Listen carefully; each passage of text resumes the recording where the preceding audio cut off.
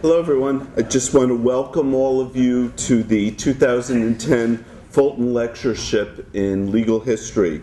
The Fulton Lecture began in 1987 and is made possible by a gift from Maurice and Muriel Fulton, who are sitting right up there, both of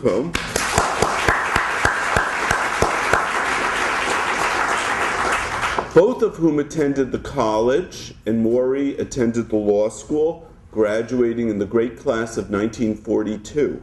So it's really an honor to have you both here.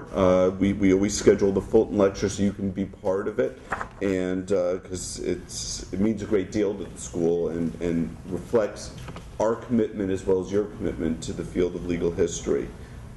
Through the Fulton Lecture, over the years, we've been able to bring to the law school experts in legal history. And I'm also delighted to welcome, as this year's Fulton Lecturer, Sarah Barringer Gordon. Sally Gordon, as she's known to everybody who knows her, I don't know if I've ever heard you referred to as Sarah, is the Arlen M. Adams Professor of Constitutional Law and Professor of History at the University of Pennsylvania Law School. Sally's new book is entitled, it was actually just published at Harvard University Press, and it's called The Spirit of the Law, Religious Voices, and the Constitution in Modern America.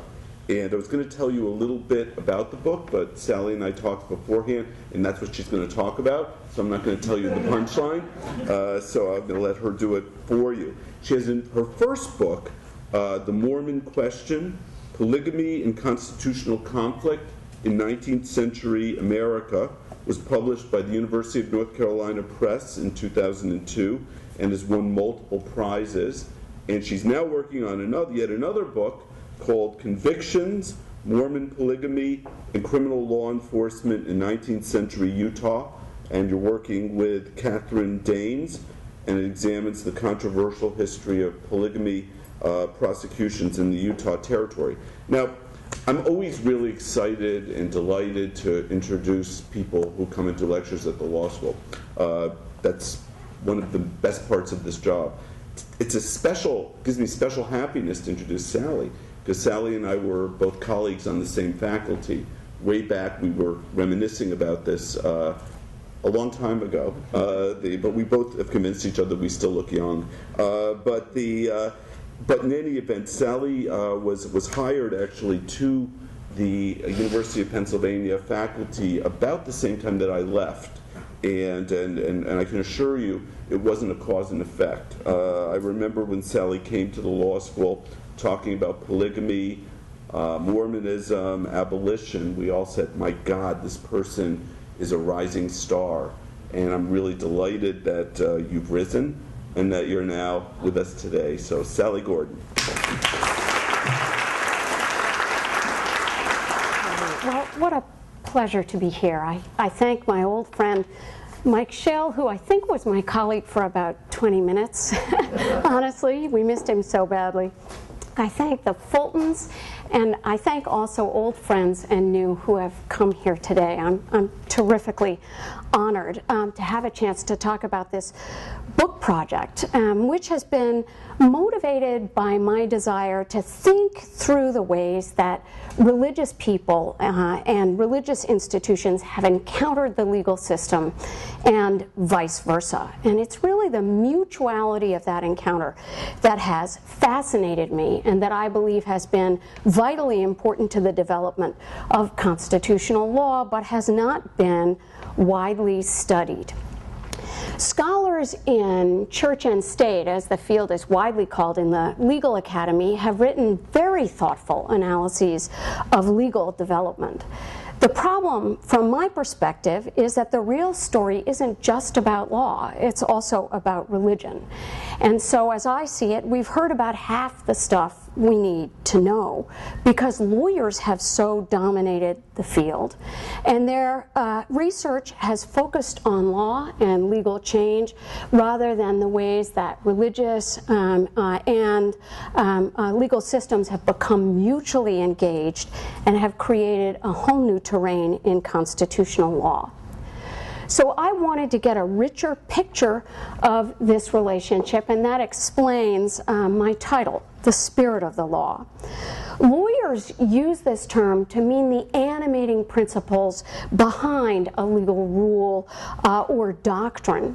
They contrast the spirit of the law with the letter of the law. The spirit is the fundamental goal of justice and fair dealing, and the letter is what the law actually says. What many lawyers don't realize is that the phrase itself is biblical in origin. Paul's second letter to the Corinthians in the New Testament exhorts Christians to beware the letter of the law. And here I'm quoting, "For the written law condemns to death, but the Spirit gives life." The prophet Jeremiah spoke of the law written on the heart that forged a people of God. And it's this covenant that is binding Spirit-filled law in the eyes of God's peoples. In this sense, the Spirit reminds listeners of forces that lie outside secular law. And to those who speak in that voice, lawyers are the lay population.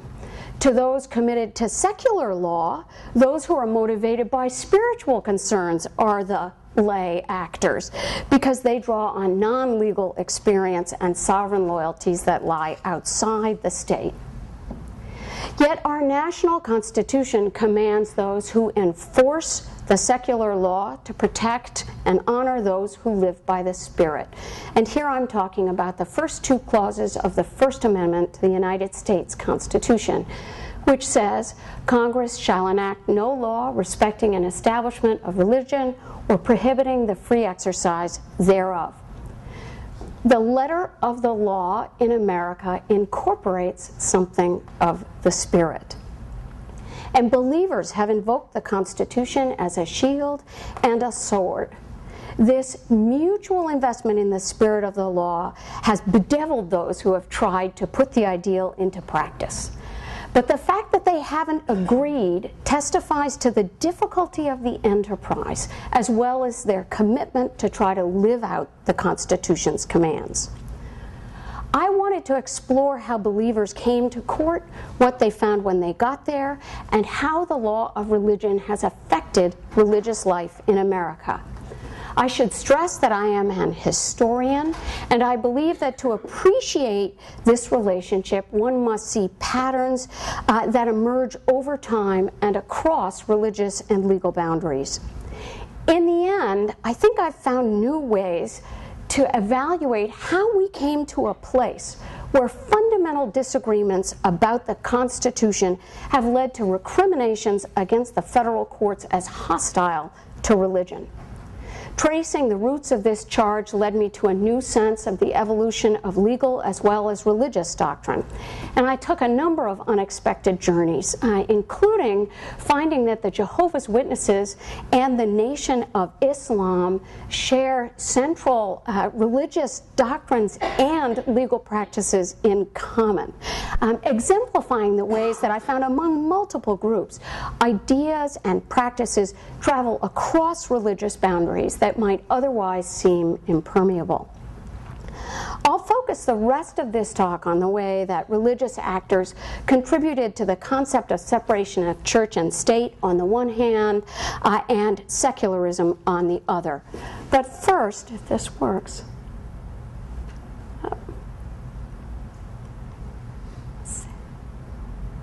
yes, I did it. But first, let me set the scene by telling you why the topic of my book is the past 70 years and why that period is different from prior eras. As I've pieced together the history, there are three great periods in religion and law. The first lasted approximately from 1770 to 1840 and involved widespread resistance to Anglican domination. Disestablishment was complete by the end of the period, and as I've learned recently, it was often accompanied by property confiscation at significant levels.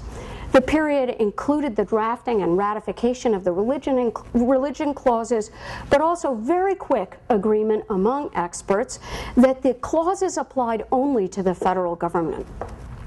At the same time, the period was marked by religious growth and great innovation, increased participation in religious life, and the beginnings of a politics of religion. The end of the period saw broad governmental agreement on acknowledgement and support for religion, including blasphemy prosecution, religious oaths, Sabbath legislation, and more. Supreme Court Justice Joseph Story said that disestablishment meant eliminating competition for government support among religious groups rather than terminating respect for and reliance on religion. But that respect and reliance must not be sectarian, he said. That is, it could not be associated with a particular religious denomination or religious institution. The second period lasted a full 100 years, from about 1840 or so to 1940. It was characterized by state control of religion, increasing political importance for religion, especially with abolition, prohibition, the social gospel, and so on. Religious groups in this period began the practice of voting by blocks, and they also contributed to great increase in wealth and property owned by religious organizations, as well as the gradual, and toward the end of the period, gradual appearance of interfaith goodwill institutions and a partial acceptance of religious pluralism. The third period, my period, began in 1940, when state control was abruptly undermined by the Supreme Court and matched by an increasingly powerful and invasive national government. The Supreme Court's decision to apply the Free Exercise Clause to the states came in 1940. But today I'll focus first on the Establishment Clause, which has long been the most divisive of the two. My story begins with the Supreme Court's incorporation of the Establishment Clause. By the close of the World War II era, the Supreme Court had folded key elements of the Bill of Rights into national law. And after the Free Exercise Clause was incorporated in 1940, it really was just a matter of time before the Establishment Clause was also pulled in. The event happened in 1947 in a case called Everson versus Board of Education of Ewing Township, a case that involved corrupt politicians and a totally bankrupt state court decision below. It was from, of course, New Jersey, the state of my birth. The majority opinion in Everson by Justice Hugo Black provoked 4 outraged dissents. But all the justices agreed that it was time to incorporate the Establishment Clause. The division was over the result. Was it constitutional to pay for bus transportations for students who attended private as well as public schools? All the students in the case attended Catholic schools, and the dissenters argued that paying parents to send their children for Catholic education was the same as funneling money to the church itself. Nonsense, said the majority. The safety of school children was key. Transportation provided for equal treatment of all children, no matter what their religious affiliation or where they went to school. The controversy at the court reflected debates going on around the country after World War II. As the federal government began gathering up steam to fund education nationally for the first time, Catholic leaders argued that funding must not leave out what they called the nation's alternative school system, parochial schools. After the Supreme Court got involved, long-standing spats between Catholics and Protestants had new fuel. The stage was set for what would become such a nightmare for the federal courts: endless debates about providing secular benefits to all children while at the same time avoiding support for religious education. Now, the Supreme Court's new regime depended on figuring out the difference between religion and everything else. The justices called a new constitutional environment into being a new world of religion and law, but they didn't do more than announce its existence, leaving it for future cases to fill in the world. And this is where it gets interesting. Long-standing structures and commitments from the old regime, the 1840 to 1940 period, where state law had ruled and where Justice Story, rather than, say, Thomas Jefferson, best described the commitment to separation of church and state, those structures didn't just disappear.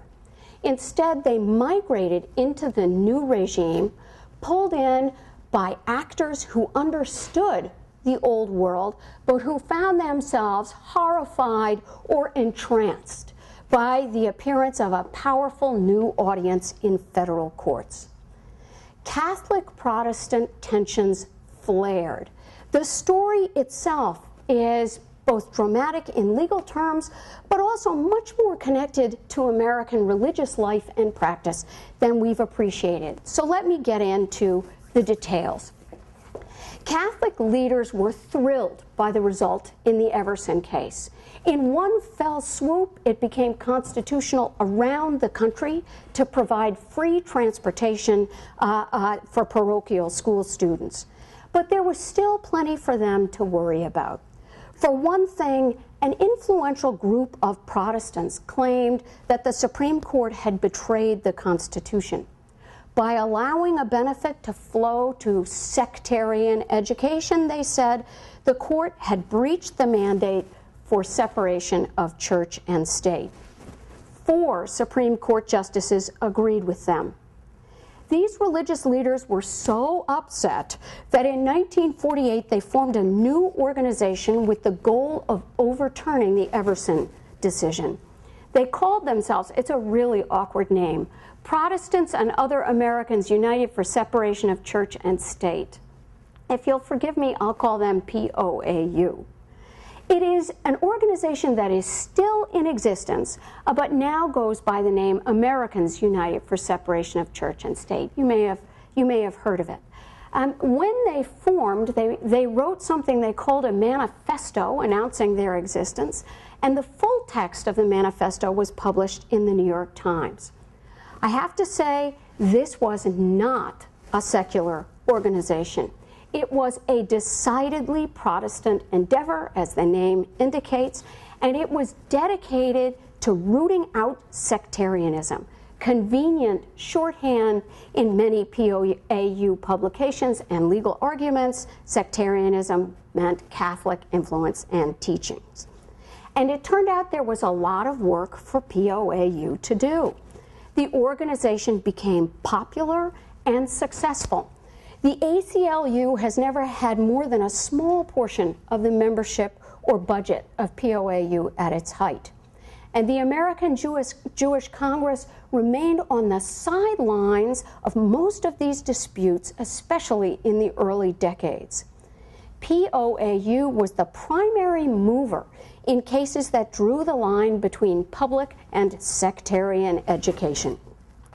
After Everson, the next decade and more, from the late 1940s through the early 1960s, were consumed by this line drawing. POAU led an extensive campaign. They set out to rid the country of what they called captive schools, a label they invented to describe hundreds of public primary and secondary schools around the country. The story is almost completely unknown, in part because lawyers, well, honestly, they're glued to computer research and good online archives for newspapers and such. And scholars of religion who should know better have overlooked almost entirely the real effects of legal change on religious life. So this is one of those untapped gold mines, and honestly, I wish I could take credit, but it's not that hard to find. The papers of this organization are right at Princeton, and the minute you begin to dip into them, you find these controversies. We remember Everson, we lawyers remember Everson because it incorporated the Establishment Clause. But on the ground, Everson actually transformed educational practice around the country. In captive school cases, veterans of the old constitution, that pre-1940 constitutional world, fought over how to distinguish religious from secular education in the new era. Their battles reveal confusion about how to deliver an education and how to ensure that all children received one. Much of the work of disestablishment in these early decades was in disentangling religious or sectarian schools from secular or non-sectarian ones. Once you had figured out which belonged in which category, then you could start fighting about money. But first you had to do that sorting. This is the way it worked. In case after case, POAU charged that the public schools, I'm not talking about parochial schools, I'm talking about public schools, had been captured by the Catholic Church. And you see the sort of domination by religious symbols of the little helpless public school building.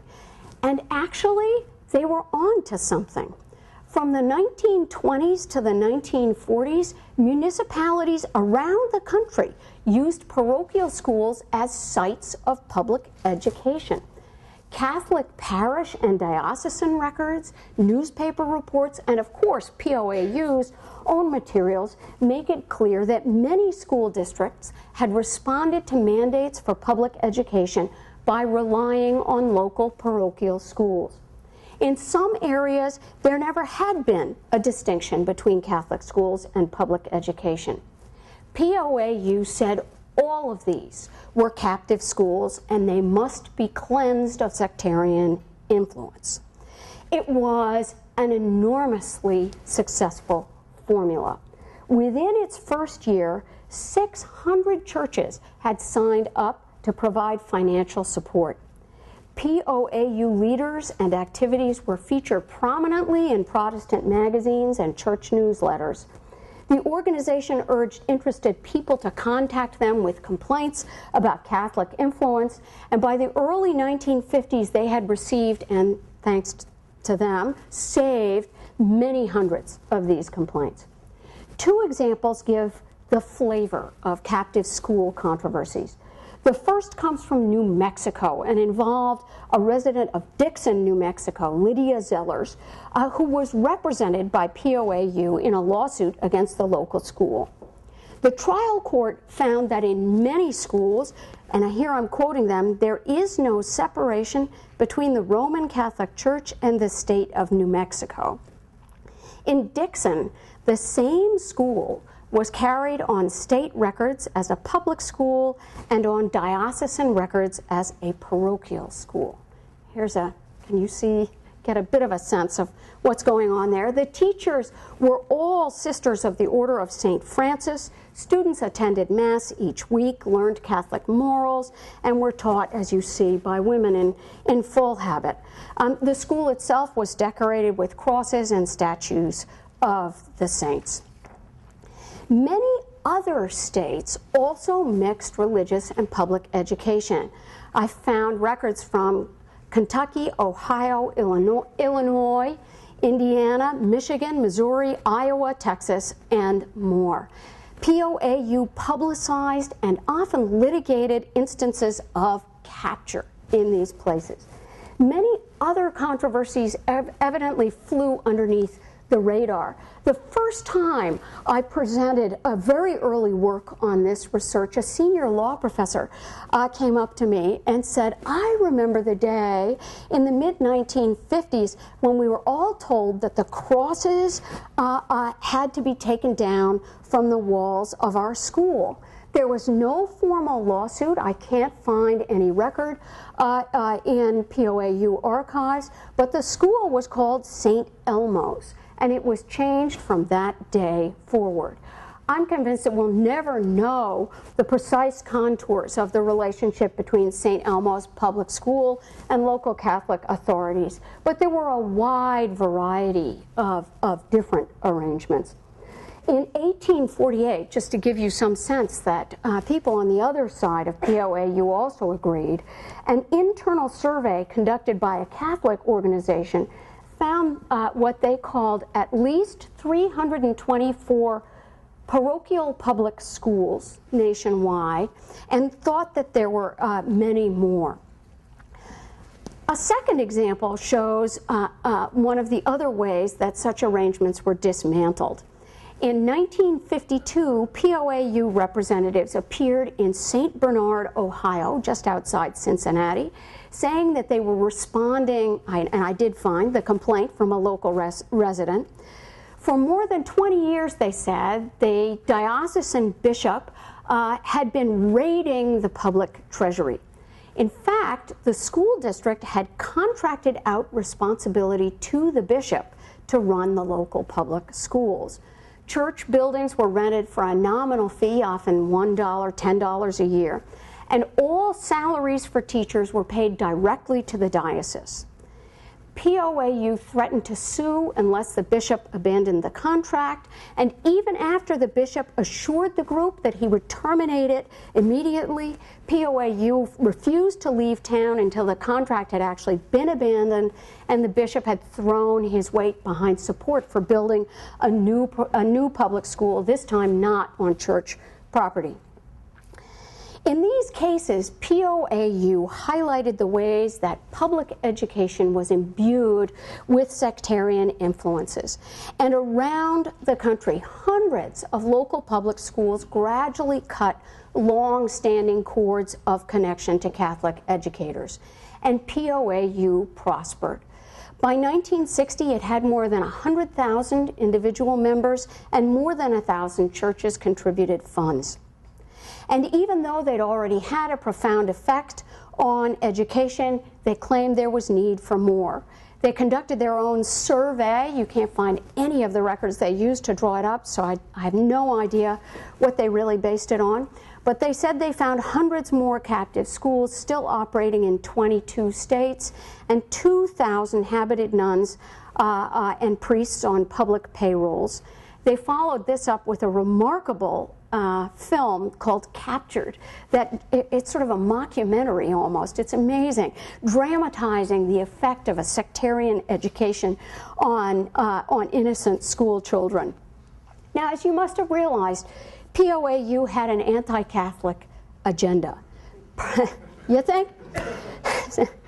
Purging public schools of sectarianism was their primary goal, but they were also dedicated opponents of secularism.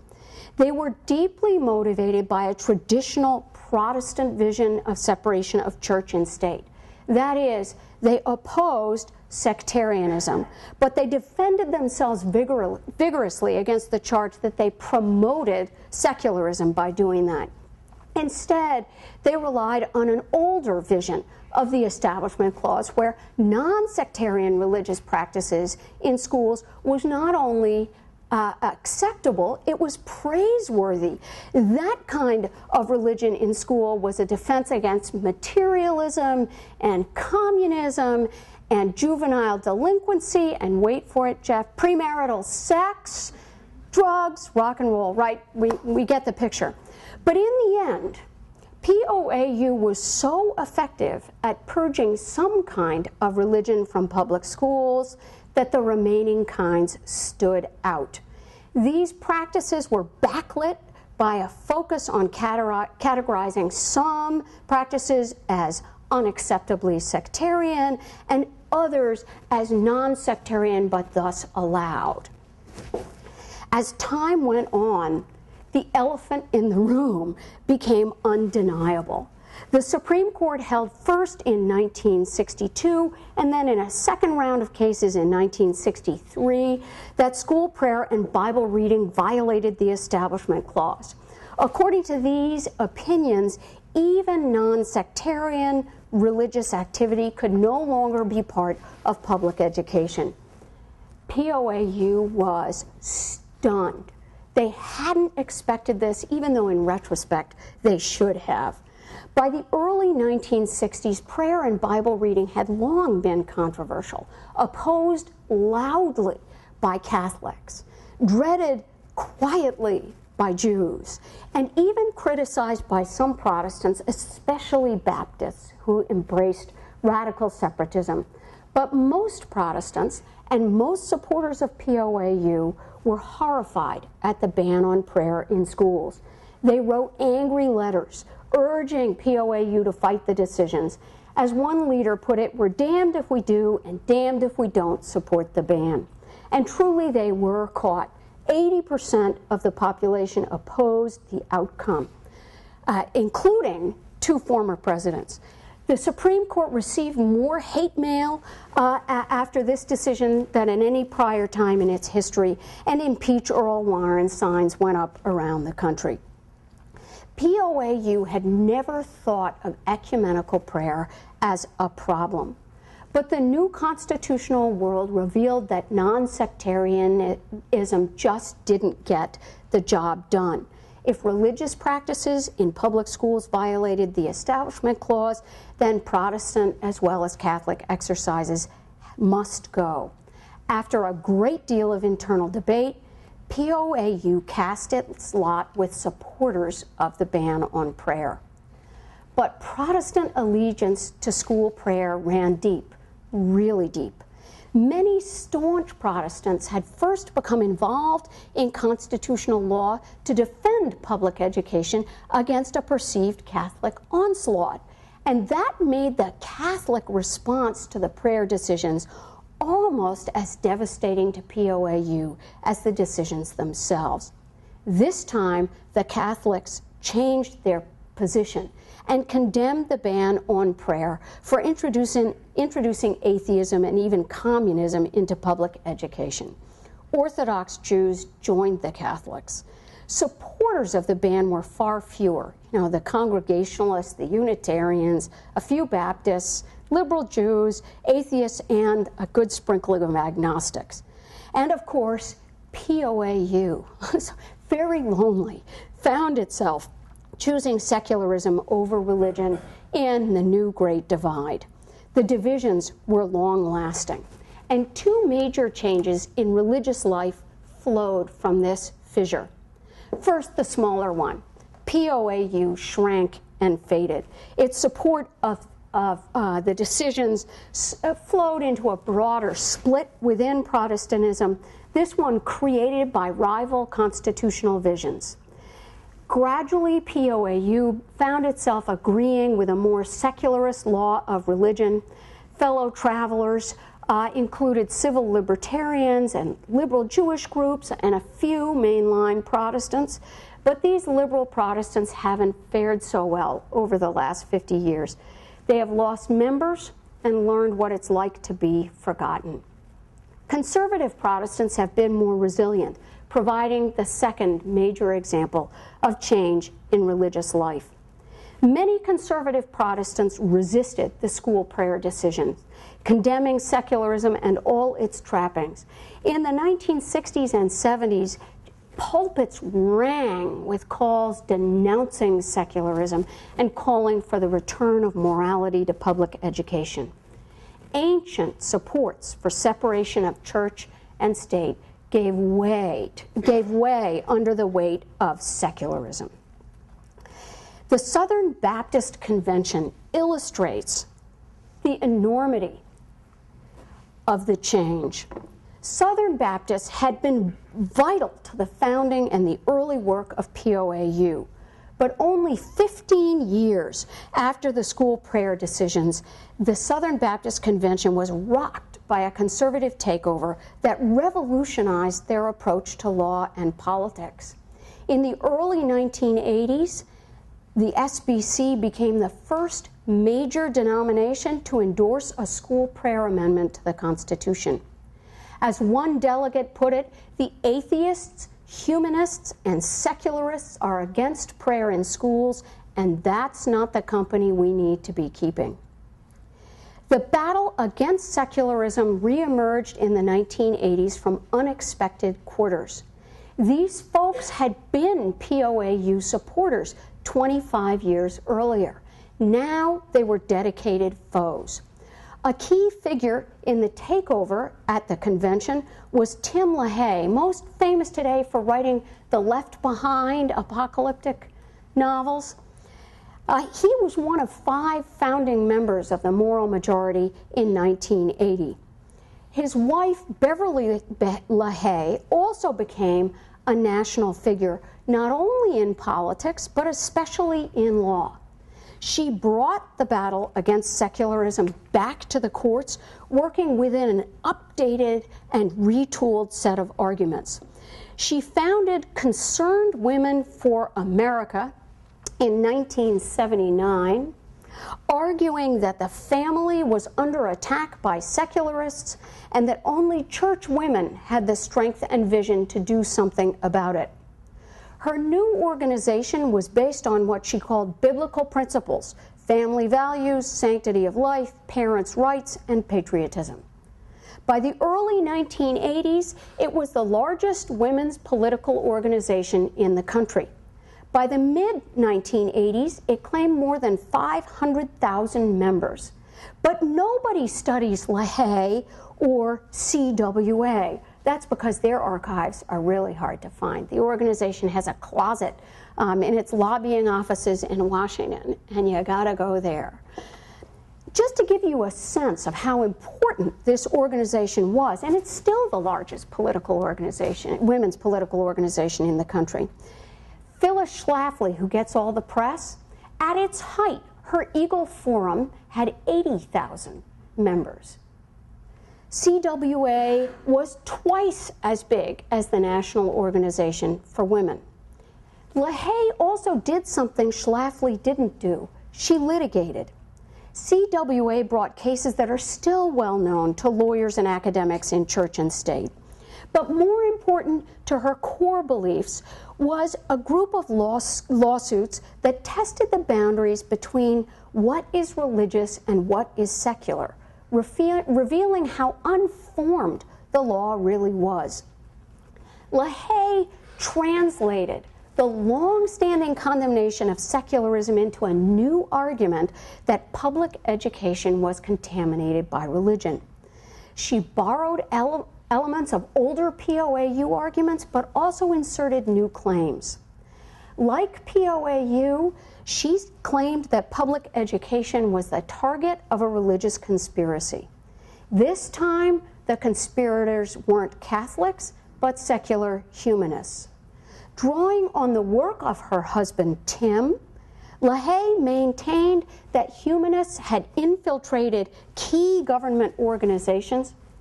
He draws great graphs for us, including federal courts and public schools, and that humanists also dominated important private interests, such as media, the National Education Association, and, of course, the ACLU. LaHaye urged CWA members to contact her with complaints about secular humanist invasions, especially in schools.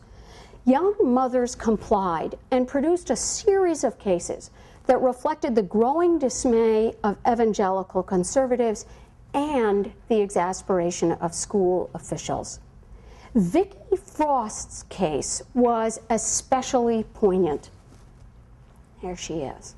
LaHaye held a news conference in Greenville, Tennessee in 1983 to announce that CWA was filing suit on behalf of Frost, her children, and other Christian families. The case, it may be familiar to some people here, it's known as Mozart against Hawkins County Public Schools, but everyone knew it was Frost's case. She was the first complainant and the star witness. She was also the punching bag for opponents who made fun of her rudimentary education. Her 4 children had been required to read new textbooks in school that she said violated her religious beliefs. She said the books taught not only, and here I am quoting from her, occult practice, but also about reincarnation, gun control, situation ethics, one world government, evolution, and pacifism. Their teachers had agreed to allow the Frost children to read an alternative textbook, but the school board voted unanimously to require all students to use the same textbook. Frost was even arrested and briefly jailed when she confronted the principal and shouted at him. Several students, including 2 of Frost's children, were suspended for refusing to read the books. Concerned Women for America said that Frost was right to object because these books were just humanist manifestos in not-so-subtle disguise. LaHaye argued that the free exercise must protect innocent children against insults to their religion.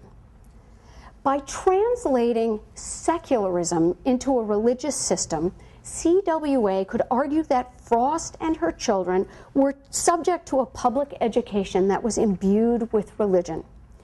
This argument built on prior case law and exposed its vulnerabilities.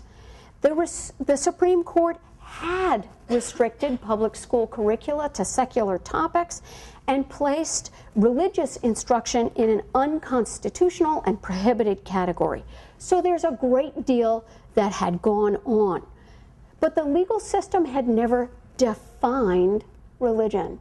And every lawyer knows that if courts hadn't defined what religion is, then they couldn't conclusively say where it began and where it ended. Vicki Frost and Beverly LaHaye believed that those who had taken charge of public education were dedicated foes of Christianity. Really, they said, secularists were anti-Christian zealots who forced all children to read books that endangered their souls and intimidated their families. As LaHaye put it, the secularists' intolerance of religion was a dead giveaway for their plan to undermine the freedoms of all Americans. She turned to the Free Exercise Clause to protect Frost. In one sense, LaHaye's reliance on the Constitution reflected the resilient faith of these people in the Constitution and the rights of believers. That popular faith survived even when it was clear that technical law had decided against them. In LaHaye's case, the claim that secular humanism was in fact a veiled religion exploited the gap in the law of the religion clauses and turned the tools of the federal courts against themselves. In politics and broader society, I have to be said, the claim that secular humanism is actually a religion didn't gain much traction. One critic said, oh, it's just a heuristic device. But in law, the concept had a rich and interesting life. In the Frost litigation, the inversion of what traditionally counted as secular and what was religious drew attention from scholars, reporters, activists around the country. Everyone watched the case. After many painful hours on the stand, the shy, timid Vicki Frost was vindicated. The trial judge held she and her fellow plaintiffs could instruct their children at home using texts that had been previously approved by public schools and then have them tested in school for analytical skills and so on. LaHaye was thrilled.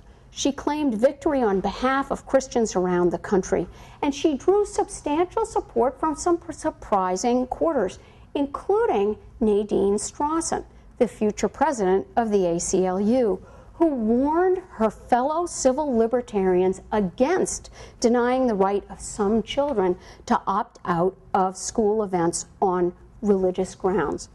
But most of the left lined up against LaHaye and Frost, and the left won in the end. The Sixth Circuit held that because the ideas in the required case books, naturalism, moral relativism, diversity of beliefs, and so on, those ideas weren't truly religious, they said, and so the forced participation of students wasn't really a burden. Instead, the students should accept that the texts encourage tolerance and respect for true diversity. In the end, LaHaye gave up, and the argument that secular humanism is a religion has sputtered. But religion still has no coherent definition in constitutional law, and LaHaye's work exposed the fact that courts in this hotly contested area are working without consistent categories. Yet they deny litigants the power to claim that their own religious convictions should determine their right to find alternatives to offensive materials in schools. In this story, connecting POAU's captive school cases to LaHaye's campaign, you will have noticed that religious conspiracy plays a certain role. And in some sense, there is a kind of classic paranoid style. But I want us to push beyond that, because religious conspiracies are peculiarly believable in the era era, right? In a new substitute for political conspiracies. See not only these novel and nonfiction books, but popular TV show, Lost, any number of thrillers, and so on. More important even than this, though, is the way that believers mobilize to protect and nurture their own visions of faith and the Constitution. And as POAU shows, separation of church and state was decidedly not the same thing for most of the 20th century, and even after it became identified with separation of church and state, many people in the country fought back. And Concerned Women for America illustrates the vulnerability of secularism as the purported opposite of religion, changing meanings of what secularism is and what sectarianism is, and the ways these were fought out in public education has made enormous differences, both to legal outcomes and to religious life. So what's the takeaway? And here I promise you I'm summing up. Obviously, I think that there's a much deeper relationship than we've appreciated between belief and law. I've talked about secularism and sectarianism, but the field is ripe for work. Religion is now, according to the AHA, the #1 topic of interest for young historians. It's time for them to focus on the importance of law to the history they're studying, and also time for legal historians to begin taking religion as seriously as they do law. More important, has this encounter been productive? Well, it may be too soon to say. Certainly, Beverly LaHaye and POAU felt betrayed by the legal system. Many judges have also been dismayed by their inability to construct a lasting and elegant legal system to guide our interpretation of the religion clauses. So there's a lot of controversy and a lot of pain. But a remarkable silver lining came from Justice Sandra Day O'Connor in 2 of the least respected cases in recent Supreme Court history. On a single day in 2005, the court held that it was constitutional to display the 10 Commandments on the grounds of the Texas state capitol, but not in a Kentucky courthouse. Ugh, right, I mean, that really did not play well. O'Connor wrote separately, reflecting as a justice only a few weeks before her retirement from the court. She stressed that avoiding controversy should not be the court's goal. Instead, she argued for keeping the system we have. She urged her fellow justices to recognize the beauties of the law of religion in America. And here I'm quoting from her. "Why would we trade a system that has served us so well for one that has served others so poorly?" So, yes, there's a heavy dose, even, of American exceptionalism in this call. But her rhetorical question raises a follow-on one. How could she describe the law we've been talking about as a success? It's a mess. It's divisive. It's controversial. The sheer amount of energy poured into litigation on religious topics in the last 70 years. This is a good thing? Maybe. And this is what I think she was getting at. Before 1940, religious strife reliably occurred along denominational lines. Anti-Semitism, anti-Catholicism, predictably. The Supreme Court began generating controversy through its decisions right from the get-go. And it's fair to say that hate-filled talk and enmity are still common. But much of it is now directed against the Supreme Court. Cooperation along religious lines is common, far more common today than we could ever have imagined 70 years ago. Often, of course, cooperation is opportunistic, undertaken only to fight some heinous federal court ruling. Can you say National Day of Prayer or something like that, right? But the turn to law has become settled constitutional practice among religious groups. Now they argue about their place in society in explicitly constitutional terms. Jordan Lawrence, who is a veteran litigator for the Alliance Defense Fund, began his career at CWA working on Vicki Frost's case. He is still conservative. His new organization espouses many of the same values as CWA. But Lawrence wrote a friend of the court brief to support the ACLU in the Bong Hits for Jesus case, claiming that a high school student should be protected for holding up a cheeky sign at a school event. 20 years ago, liberals were so worried about allying with CWA that Nadine Strawson couldn't talk the National ACLU board into supporting Vicki Frost. The Bong Hits case suggests that the law of religion may have divided groups against their own, but it has also generated new and unlooked for strands of connection. If there's any merit to Justice O'Connor's claim that this constitutional terrain has produced religious tolerance, then it has great, maybe even inestimable value, even if we haven't figured out yet and don't see our way to doing so. We haven't figured out how to draw sensible or reliable boundaries around what is religious and what is secular. Thank you.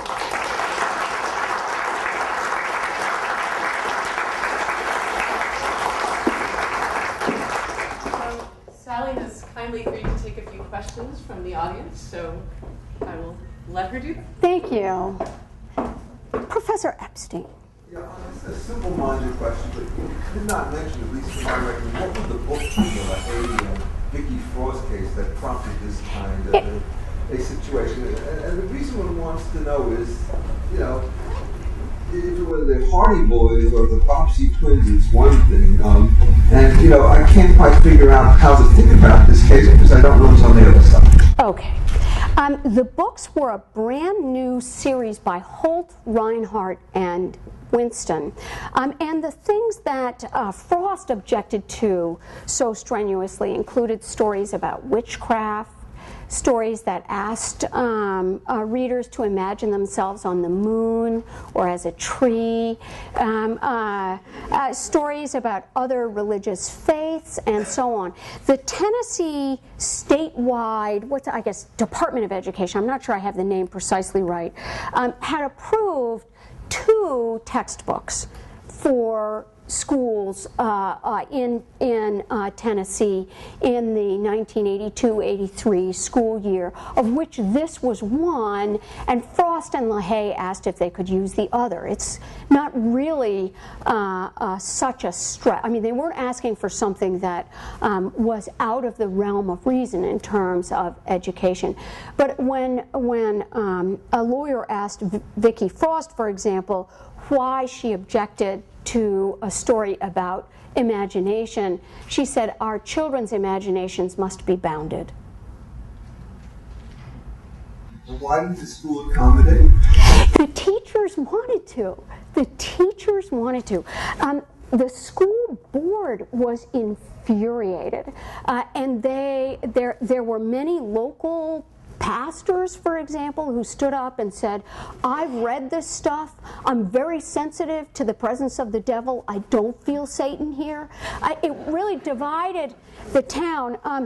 And what happened was, so Concerned Women for America kind of rode in with a big evangelical machine, and on the other side was Tony Podesta's, minutes-old organization, People for the American Way, and they rode in on the other side, making it a really national story. They labeled the trial Scopes 2. Yeah. What happened is the outsiders took it over and converted it into Gettysburg. In some sense, although Vicki Frost is a well, she now has terrible agoraphobia. She still lives there. She's divorced. Things went very, very badly for her. She is part of a sizable minority within the community, and she really cared about this stuff. So she didn't make it up. But you're right that the headlines grabbed. It spiraled away from Greenville at a certain point. Professor Stone. A comment about the exchange you said, Richard. It seems to me the reasons why the school board were not happy about the solution of accommodating her is that once you open that door, everybody can ask for accommodation. Yeah. Not only given the theory of the argument, not only everyone who has a religious objection, but everyone who has any objection. Yeah, that's. They're all religion according to them. That's a great point. About the Vietnam War, I can take my kids out and have them read their own books. Yes. If you take them seriously. If you are a religious pacifist. Yes, indeed. I think this You don't have to be religious pacifist, is my point. Once they say secular humanism is I see. then everything is religion. Perhaps.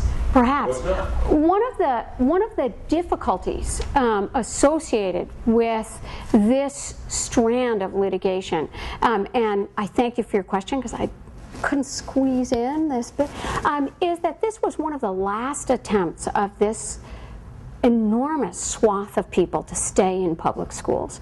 There was a heartbreaking concurrence from a brand new judge at the Sixth Circuit who said, the teachers want to do this, the kids want to do this, it's not costing us money, we should let them do this.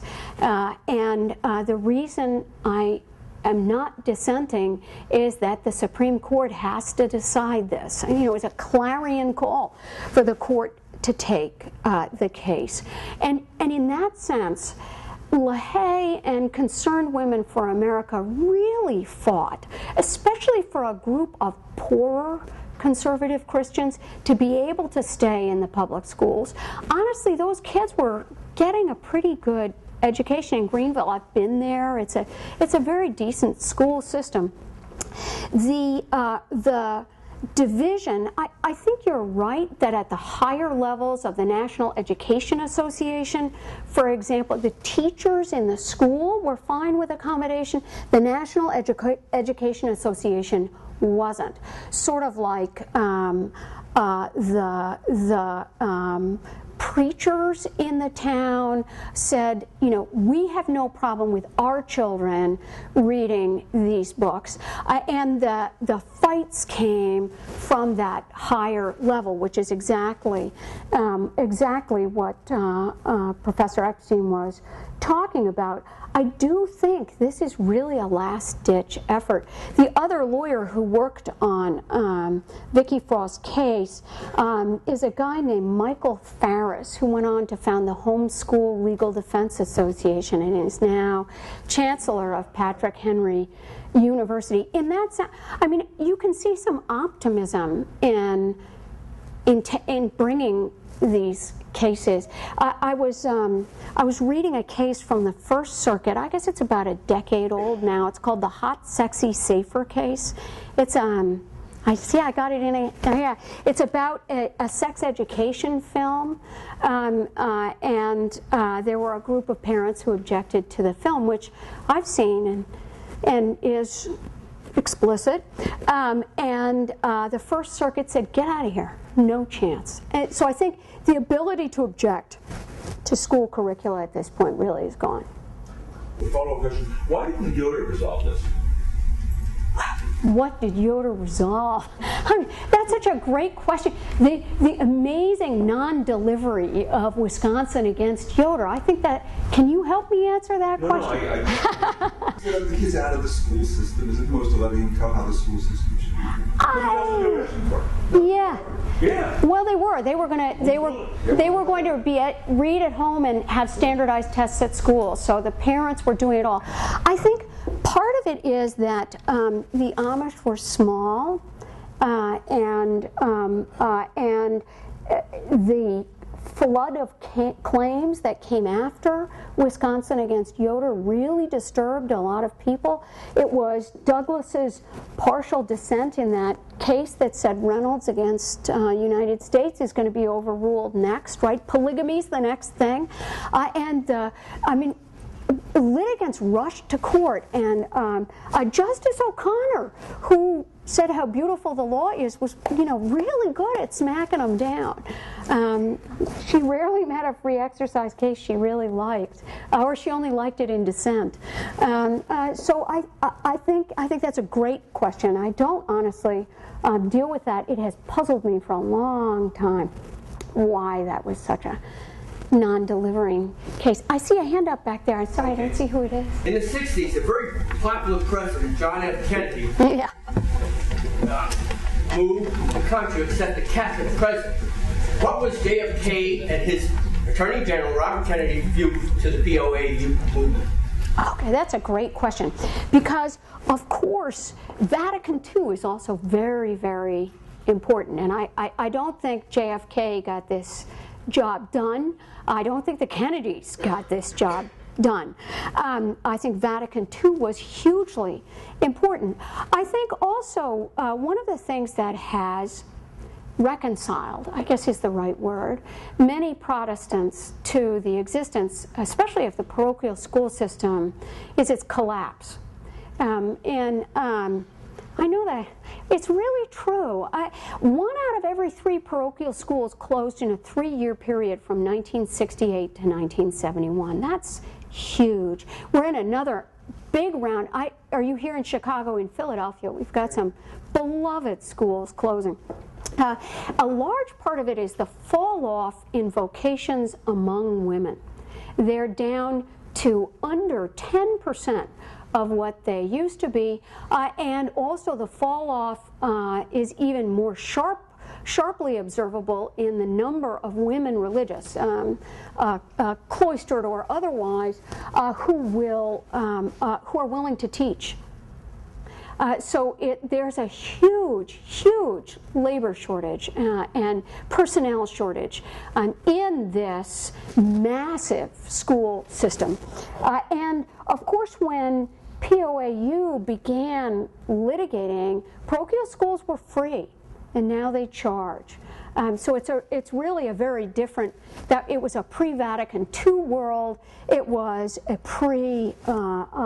pre-tuition world for Catholic schools, and yes, you're right, it was pre-Kennedy. Time for one more question.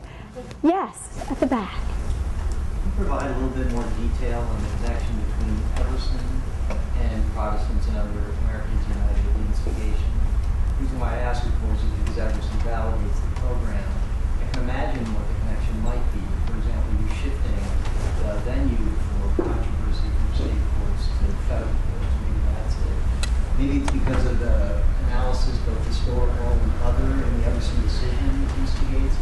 But I have some doubts, I guess, because it's so often true that the Supreme Court lands way behind state litigation, controversy elsewhere, for the time to reach these issues, and that suggests to me that there's probably the same sorts of complaints being made about this relationship between those two systems and Catholic institutions well before Everson itself. That's a great series of questions. Let me see if I can begin with what Protestants found in Everson that got up their nose so badly. They didn't care about the historical analysis. What they cared about was the result.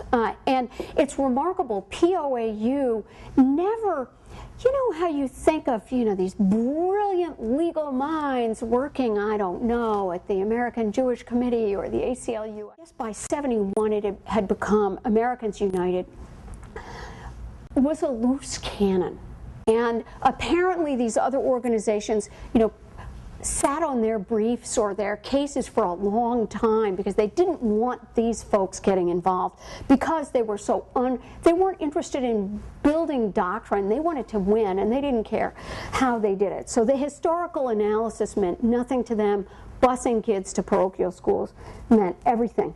And yes, there was a lot of litigation. There had been Supreme Court decisions in 13 separate states by the time the Supreme Court took this busing decision.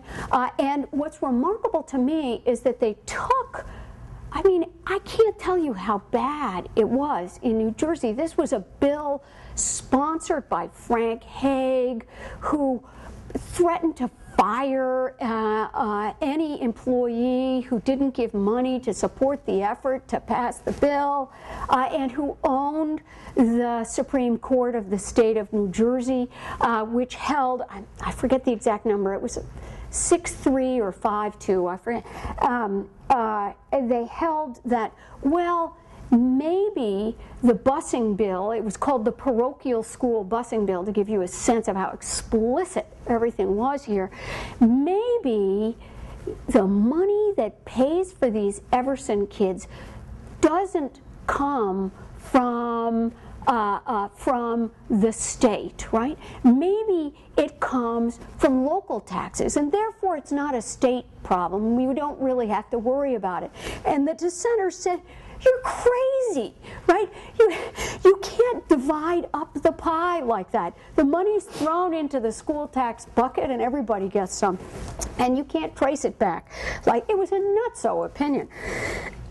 So why the Supreme Court took this case rather than another one with its very messy background, I have to tell you, the opponents of the parochial school busing bill had some intimate relationship with the Klan. I mean, this was not a pretty lineup on either side. So yes, there's lots of state litigation, but this case, of all cases, I think was not particularly clear-cut or well litigated, and it didn't involve the issues in a sort of upstanding way.